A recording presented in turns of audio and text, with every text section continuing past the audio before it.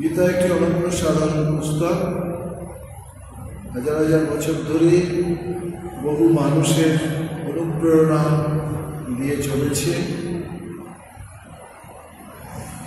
ঠাকুর শ্রীরামকৃষ্ণ বলতেন, গীতার মূল অর্থ ত্যাগ, ত্যাগ, ত্যাগ। গীতার ধ্যানে আমরা এর অর্থটা এরকম পাই। এত সুন্দর বই মানুষের ঘরে ঘরে সমর্পিত হতো আগে।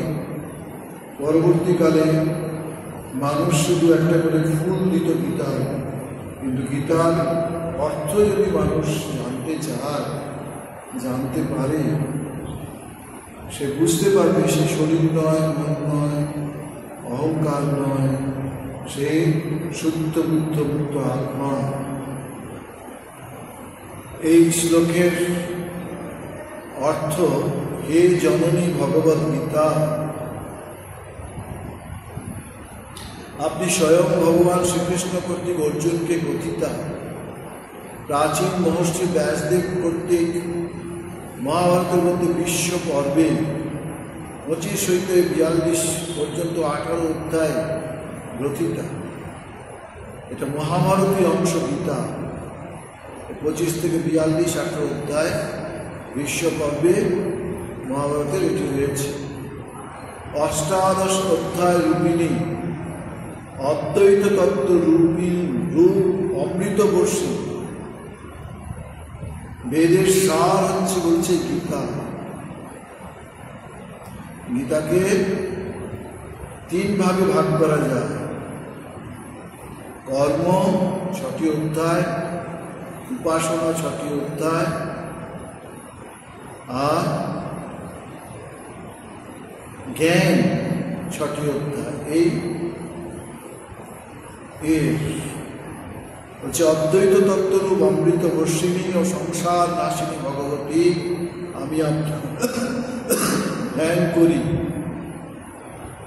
ধ্যানের আরো কিছু মন্ত্র আছে, দেখি আমরা এটা বললে ভালো হবে।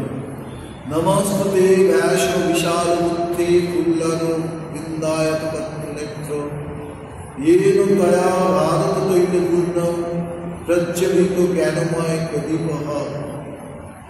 हे महामुनि व्यासदेव, আপনার নয়ন যুগল প্রস্ফুটিত পদ্মপত্র সদৃশ বিশাল, আপনি মহাভারত তৈলপূর্ণ জ্ঞানময় প্রদীপ প্রজ্বলিত করিয়াছেন, আপনাকে প্রণাম করি। প্রপন্ন পরিজাতায় তত্রবত্রৈক পানয় জ্ঞান মুদ্রায় কৃষ্ণায় গীতামৃত দুহে নমঃ। শরণাগতের কল্পবৃক্ষ তুল্য অশ্বাচালন হেতু এক হস্তে চাবুক ও লাগামধারী, গীতারূপ অমৃত দহনকারী ও জ্ঞান মুদ্রাযুক্ত ভগবান শ্রীকৃষ্ণকে প্রণাম করি। পরেরটা, সর্বোপরিষদ গাব দত্তা গোপাল নন্দন পার্থবৎস সুধীর ভোক্তা দুগ্ধম গীতামৃতম হবে গীতামৃতম মহৎ। কি সুন্দর অর্থ হচ্ছে। উপনিষদাবলী গাভী সমূহ, সেই সকল গাভীর দোক্তা হচ্ছে শ্রীকৃষ্ণ, বৎস হচ্ছে অর্জুন, মহাদুগ্ধ অমৃতময় গীতা এবং বিবেকগণই এই দুগ্ধের পান কর্তা। হচ্ছে উপনিষদ বলেছে গাভী সমূহ, সেই সকল গাভীর দোক্তা হচ্ছে শ্রীকৃষ্ণ, বৎস হচ্ছে অর্জুন, মহাদুগ্ধ অমৃতময় গীতা এবং বিবেকগণই দুগ্ধের পান কর্তা। কারা এই পান কর্তা? বলছে বিবেকগণ, বিবেকীগণ। বসুদেব সুতম দেবং কংস চানুরমর্দনম দেবী পরমানন্দম কৃষ্ণম বন্দে জগদ্গুরুম। কংস চানু নাম দৈত্যদয় বিনাশী, জননী দেবকীর পরমানন্দদায়ক বসুদেব পুত্র জগৎগুরু ভগবান শ্রীকৃষ্ণকে বন্দনা করি। এই তো কিছু বছর আগে ভগবান শ্রীরামকৃষ্ণ পৃথিবীতে অবতরণ করেছিলেন। তার আরো 5টা দর্শনের মধ্যে একটা দর্শন ছিলেন তিনি কৃষ্ণ রূপে এসেছেন। তিনি আবার রামরূপেও এসেছেন। পুণ্যক্ষেত্র দক্ষিণেশ্বরেই তার এইসব দর্শন হয়েছে। শুধু তাই নয়, তিনি যখন বৃন্দাবনে গিয়েছিলেন তখন ভগবান কৃষ্ণের দর্শন, শ্রী রাধিকার দর্শন ওখানে তার নিত্য হতো।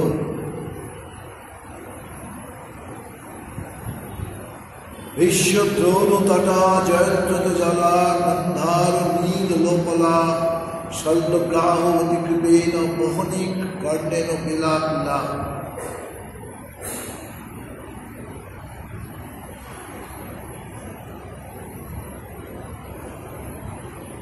অশ্বত্থাম বিকর্ণ ঘোর করা দুর্যোধনাবর্তিনী সত্যীর্ণ খলু পাণ্ডবৈ রণ নদী কৈবর্তকে কেশবে। এর বলছে কুরুক্ষেত্র যুদ্ধরূপ যে নদীতে বিশ্ব দ্রোণরূপ তীরোদয়, জয়দ্রথরূপ জল, গান্ধার রাজরূপ বিচ্ছিন্ন নীল প্রস্তর, শল্যরূপ কুম্ভী, কৃপরূপ খরস্রোত, কর্ণরূপ উত্তল তরঙ্গ, অশ্বত্থম বিকর্ণরূপ ভয়ঙ্কর মকরোদ্দয় এবং দুর্যোধনরূপ আবর্ত ছিল।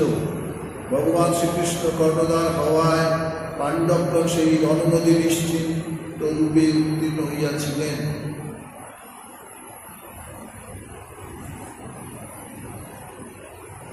লোকে সচ্ছদ শতপদে অহরহ পেয়মানম মুদা ভূয়াদ ভয়ারত পঙ্কজম কলিমলপদ্মং সিংহাশ্রয়াসি। পরাশরপুত্র ব্যাসদেবের বাক্যরূপ সরোবর জাত হরিকথা প্রসঙ্গ দ্বারা প্রস্ফুটিত নানা আখ্যান রূপ কেশরযুক্ত যে পদ্মের মধুর এই জগতে সজ্জন রূপ ভ্রমরগণ নিত্য পান করেন। কলি কলুষ নাশক গীতার তীব্র সুগন্ধযুক্ত অমল মহাভারত রূপ সেই পদ্ম আমাদের কল্যাণের কারণ হোক। পদের যে শ্লোকটি এটিও আমরা উচ্চারণ করি, এটি খুব সুন্দর শ্লোক। মুখম করতি বাচালম পঙ্গম লঙ্ঘয়তে গিরিম যৎকৃপাতমহং বন্দে পরমানন্দ মাধবম। যার কৃপায় বাক শক্তিহীন বাগ্মী হয়, যে কথা বলতে পারে না, বাক্য যার থেকে বেরোচ্ছে না, তিনি বাগ্মী হয়ে যাচ্ছেন।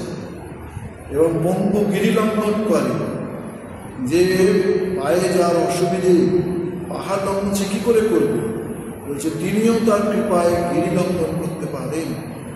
আমি সেই পরমানন্দ স্বরূপ মাধবকে বন্দনা করি। শেষেরটা আমরা পরে বলছি।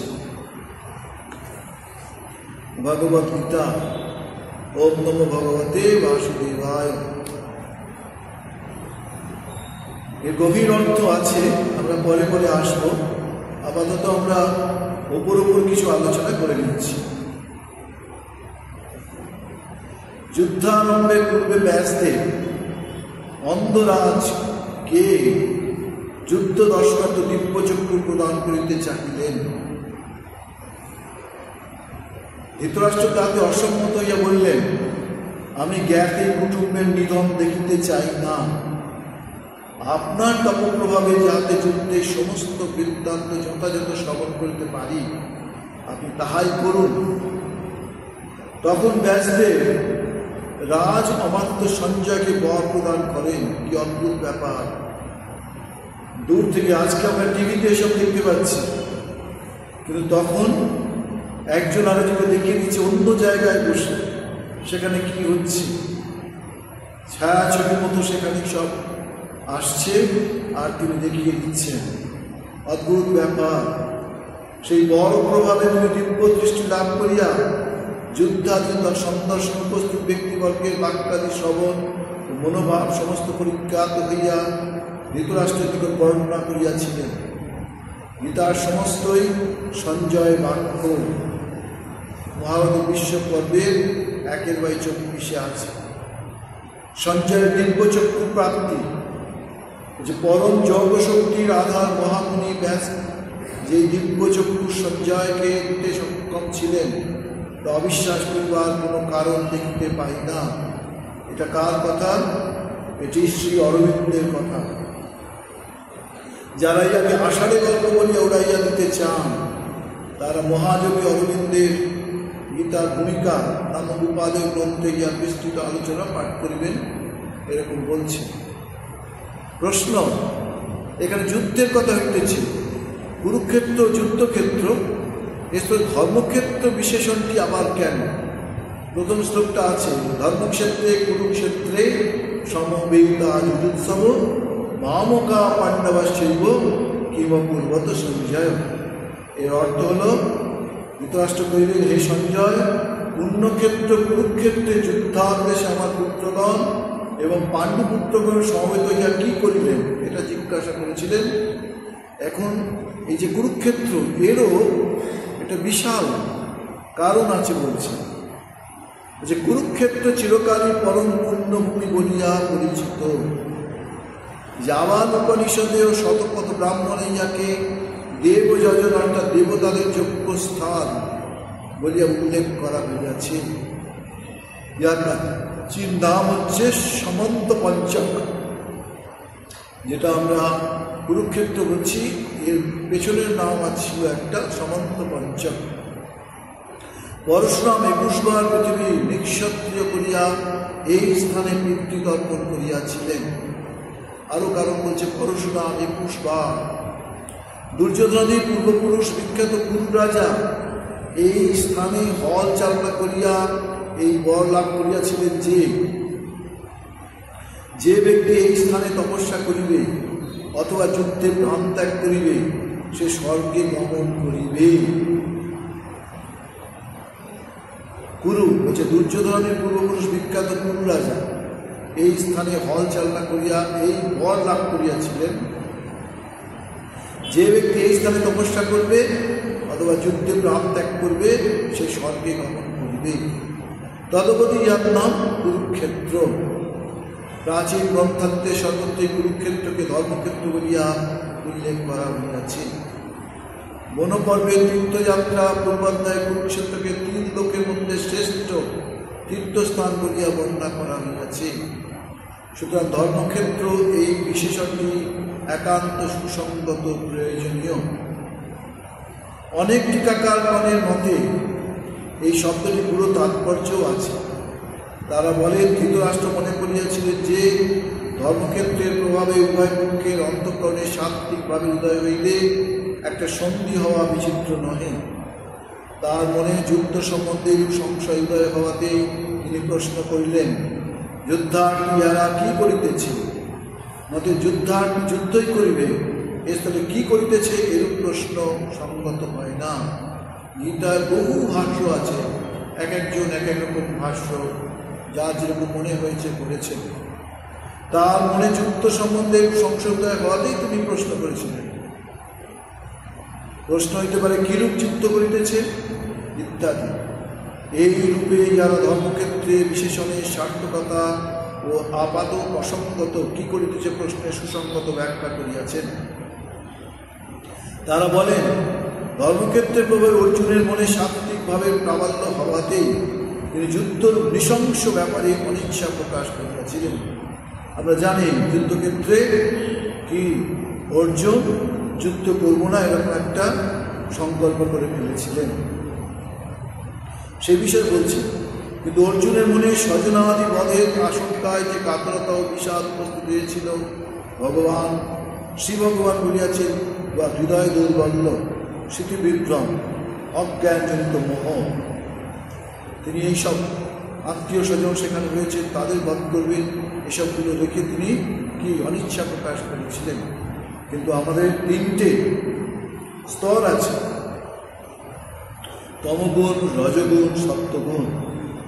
বলছেন এটা কিন্তু সত্যগুণের ভাব নয়, এটা তমগুণের ভাব। যে যুদ্ধার্থী সে যে যুদ্ধ না করে, তার মনে যদি কাতরতা বিষাদ এসে উপস্থিত হয়, সেটা স্মৃতি বিভ্রম, সেটা অজ্ঞানজনিত মোহ এবং হৃদয় দুর্বল্য বলা যেতে পারে। এই মোহ দূরীকরণার্থেই গীতার অপূর্ব ধর্ম ব্যাখ্যা। সেই ব্যাখ্যা শেষ হইলে অর্জুন স্বয়ং বললেন, নষ্টমো শিবিরলব্ধা তৎপ্রসাদান মায়াচ্যুত। তমভাব প্রসূত এই মোহকে সত্যভাব বলে বর্ণনা করলে মূলেই দূর করা হয় না কি? বস্তু ধৃতরাষ্ট্রের মনে যুদ্ধ সম্বন্ধে এর উপর সংশয় আসতেই পারে না। এই প্রশ্ন হইয়াছে বিশ্বদেবের পতনের পর। তারপরে আমরা আসবো, আগের দিন একদিন করেছিলাম আমরা, এখন শুধু অর্থগুলো করে যাব, পরে সময় মতো আমরা বিষয়টা একটা পাঠ করব।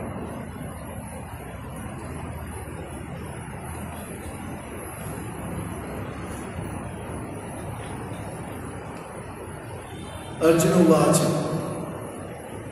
सेनरूभय मध्ये रतं स्थापयमच्युत यावदेतं निरीक्षेयं यद्दु कामानवस्थितान् कैर्मया स्वयद्रूपम् अस्मिन् रणसमुद्रमे यत्समानम् अवेक्षेयं ये तद्रो समागताः धार्तराष्ट्र दुर्बुद्धि युद्धे प्रिय चिकीर्षव। 21 থেকে 23।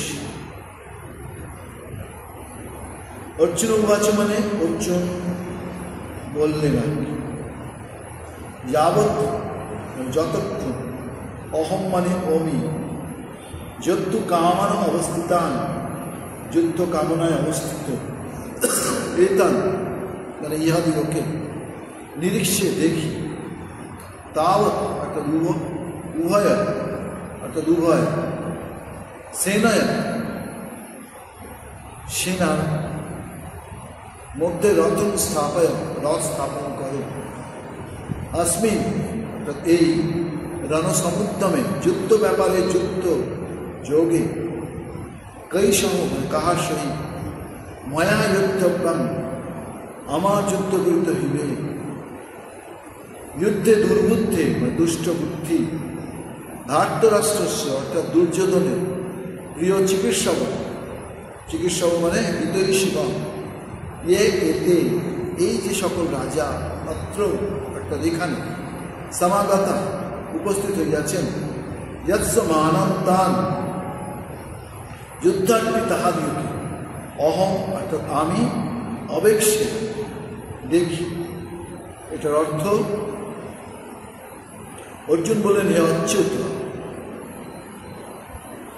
যুদ্ধ কামনায় অবস্থিত ইহাদিগকে যে পর্যন্ত আমি দর্শন করি সে পর্যন্ত উভয় সেনার মধ্যে আমার রথ স্থাপন করো। এই যুদ্ধ ব্যাপারে কাহাদিগের সহিত আমার যুদ্ধ করিতে হইবে আমি দেখি। দুর্বুদ্ধি দুর্যোধনের হিত কামনায় যারা এখানে উপস্থিত হইয়াছেন সেই সকল যুদ্ধার্থীগণকে আমি দেখি।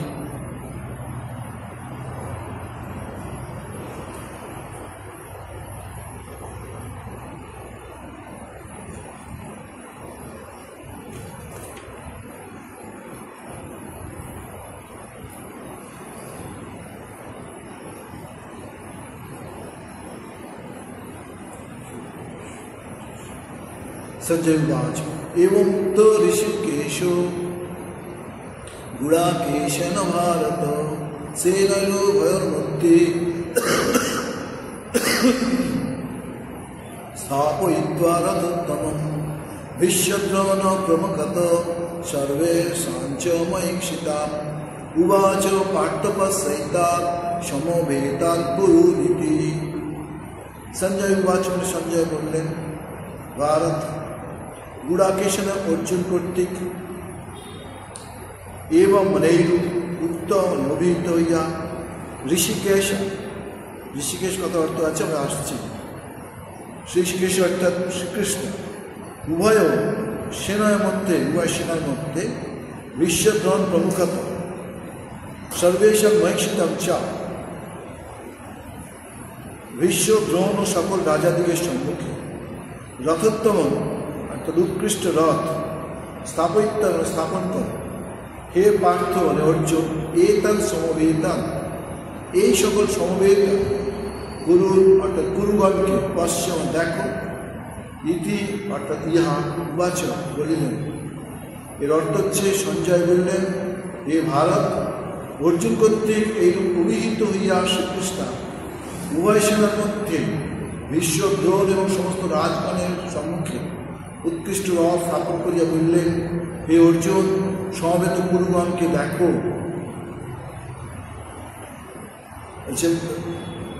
ভারত, এখানে ধৃতরাষ্ট্র, অন্যত্র অর্জুনকেও ভারত বলিয়া উল্লেখ করা হয়েছে, এখানে ধৃতরাষ্ট্র বলেছে। কারণ ইহারা উভয় দুষ্মন্ত রাজার পুত্র, ভরতের বংশধর, সেই জন্য ভারত। গুড়াকেশব, এটি একটি অসাধারণ অর্থ।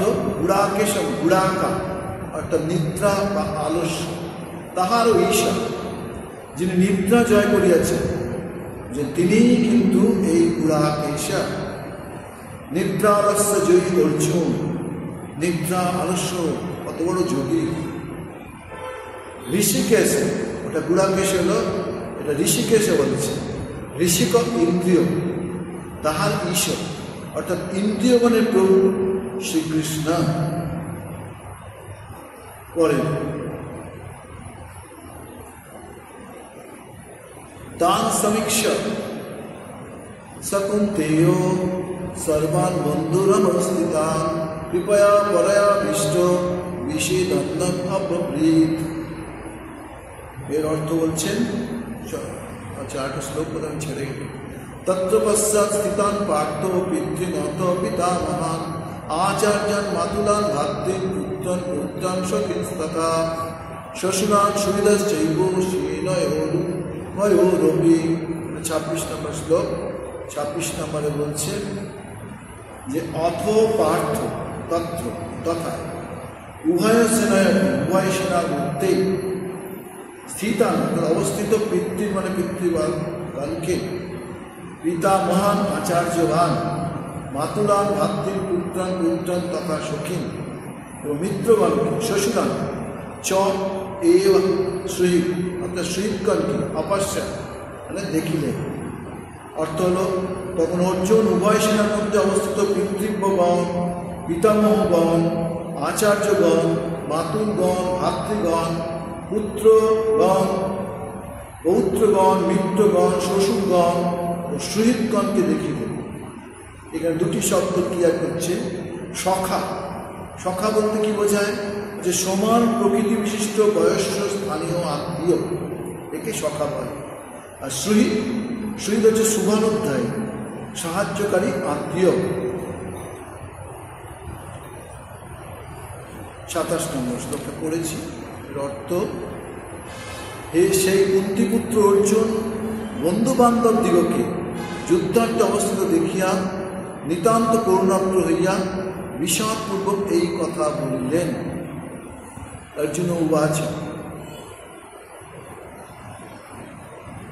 দৃষ্টমান সজনান কৃষ্ণ যজুৎসূন সমবস্থিতান সিদন্তি মম গাত্রাণি মুখঞ্চ পরিশুষ্যতি বেভৃতশ্চ শরীরে মে রোমহর্ষশ্চ জায়তে গান্ডিবং সংসতে হস্তাম তচ্চৈব পরিদহ্যতে ন চ শক্লং অবস্থাতুম গৌমতীব চ মে মনঃ নিমিত্তানি চ পশ্যামি বিপরীতানি কেশব।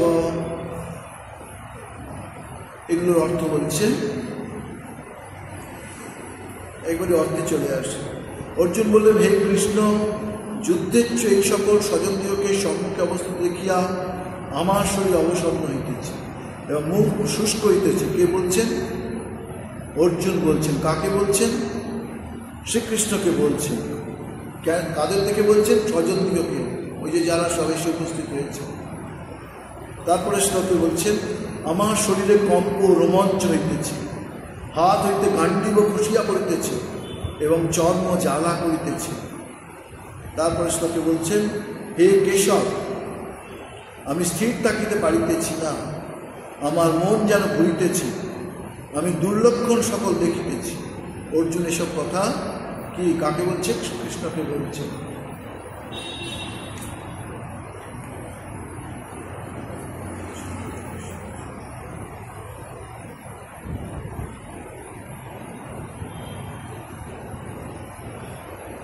न च श्रेयो अनुपश्यामि अथवा स्वजनमहमपि न कांक्षे विजयं कृष्ण न च राज्यं सुखानि च। কিং ন রাজ্যেন গোবিন্দ কিং ভোগের্জীবিতেন বা ये समर्थे कांक्षितन्न राज्यं भोगा सुखानि च तैमे अवस्थिता युद्धे प्राणं त्यक्ता धनानि च आचार्य पितरा पुत्र्या तथैव च पितामहा मातुला श्वशुरा पुत्रा शाला सम्बन्धिनो तथा एतान्न हन्तुमिच्छामि न तोऽपि मधुसूदन। যুদ্ধে স্বজনকে নিহত করিয়া আমি মঙ্গল দেখিতেছি না। হে কৃষ্ণ, আমি জয়লাভ করিতে চাই না, রাজ্য চাই না, সুখভোগও চাই না। এমন সব আত্মীয়দের মধ্যে পড়েছে, যার ফলে তার মনের এই বিকারগুলো উপস্থিত হয়েছে, এটা আমরা দেখতে পাচ্ছি। তারপরের অর্থ হচ্ছে, হে গোবিন্দ, যাদিগের জন্য রাজ্য ভোগ সুখাদি কামনা করা যায়, সেই আচার্য, পিতৃব্য পুত্র, পিতামহ, মাতুল, শ্বশুর, পুত্র, শালক ও কুটুম্বগণ যখন ধন প্রাণ ত্যাগ স্বীকার করিয়া ও যুদ্ধার্থে উপস্থিত, তখন আমাদের রাজ্যেই বা কী কাজ, আর সুখভোগ বা জীবনে বা কী কাজ? হে মধুসূদন, যদি ইহারা আমাকে মারিয়াও ফেলেন, তথাপি আমি ইহাদিওকে মারিতে ইচ্ছা করি না। একাকী কেউ রাজ্যভোগ করিতে পারে না, আত্মীয় স্বজন বন্ধু বান্ধব লইয়াই রাজ্যভোগ করিয়া থাকে। তাহারাই যখন যুদ্ধার্থে উপস্থিত, তখন আর রাজ্যে কি প্রয়োজন? এরকম। তারপরে বলছে, হে কৃষ্ণ,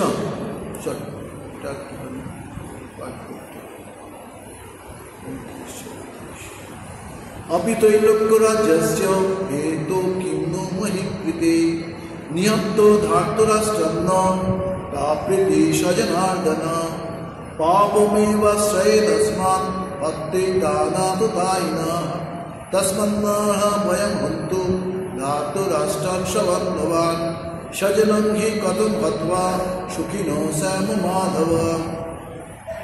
কি বলছেন অর্থ?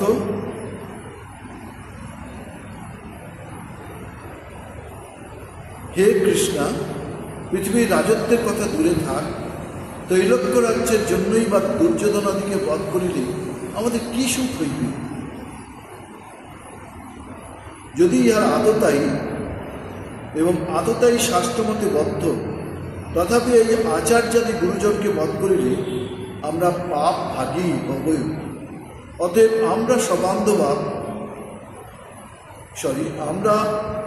আমরা সবান্ধব ধৃতরাষ্ট্র পুত্রদিকে বধ করিতে পারি না। হে মাধব, স্বজন বধ করে আমরা কি প্রকারে সুখী হইব? এখানে আততায়ী শব্দটা সুন্দর ব্যাখ্যা করেছে। একটু বলে আজকের পাঠ আমরা সমাপ্ত করব। আততায়ী কারা হতে পারে? অগ্নিদা, যে ঘরে আগুন দেয় সে আততায়ী। গরম, যে বিষ দেয়, যে বিষ খালি মারতে চায় সে আততায়ী। বধার্থ অস্ত্রধারী, ধনাপহারী, ভূমি অপহারী, মানে যে আমাকে অস্ত্র দিয়ে মারতে এসেছে, যে আমার ধন লুণ্ঠন করতে এসেছে, যে আমার ভূমি লুণ্ঠন করতে এসেছে, ভূমি অপহারী। দ্বারা হরণকারী, দ্বারা মানে তো স্ত্রী, বলেছে এই ছয়জন আততায়ী। শাস্ত্রমতে আততায়ী বধে পাপ নাই। কে বলছেন? মনুস্মৃতি থেকে বলছে, 8/350 থেকে 51 এরকম লেখা আছে। কিন্তু অর্জুন বলতেছেন আততায়ী হইলেও ইহাদিওকে বধে পাপ হইবে। কেন? টিকাকারগণ বলেন শাস্ত্র দুই প্রকার। শাস্ত্র দুই প্রকার টিকাকারগণ বলছেন, একটা হচ্ছে অর্থশাস্ত্র, ল, ও ধর্মশাস্ত্র, মরালিটি। অর্থশাস্ত্রে আছে আততায়ী বদ্ধ, কিন্তু ধর্মশাস্ত্রে আবার আছে অহিংসা পরম ধর্ম, গুরুজনাদি অবাধ্য, ন পাপে প্রতিপাপন স্যাৎ ইত্যাদি।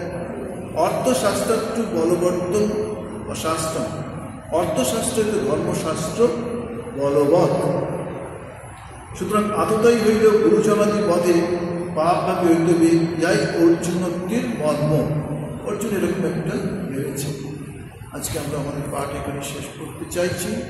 আবার সেই সুন্দর শ্লোকটি বলব। মুখম করতি বাচালম পঙ্গম লঙ্ঘয়তে গিরিম যৎকৃপাতমহং বন্দে পরমানন্দ মাধবম। আরেকটি বলে আমরা শেষ করি। यं ब्रह्मा वरुणेन्द्र रुद्रमरुतः स्तुन्वन्ति निर्भयस्तवै वेदै शङ्खपरक्रमोपनिषदे गायन्ति यं सामगाः ध्यानावस्थितो तद्गतेन मनसा पश्यन्ति यं योगिनः यस्यान्तं न विदुषुरासुरगणा देवाय तस्मै नमः। এই শ্লোকটা বিশেষত নবম শ্লোকটা মুখম করতিটা আমরা আগে বলেছি, নবমটা মিনিংটা করে শেষ করি। ব্রহ্মা বরুণ ইন্দ্র রুদ্র মরুদ্গণ দিব্য স্তব দ্বারা যাহা স্তব করে, সামকায়তন অঙ্গ পদক্রম উপনিষৎে বেদ দ্বারা যাহার মহিমা গান করেন, যোগীগণ ধ্যানে তদ্গত চিত্তে হইয়া যাহাকে দর্শন করেন, এবং দেবাসুগণ যা চরম তত্ত্ব অবগত নহেন, সেই পরম দেবতাকে প্রণাম করি। ওম নমো ভগবতে বাসুদেবায়। ওম শান্তি শান্তি শান্তি। হরি ওম তৎসৎ। শ্রীরামকৃষ্ণ।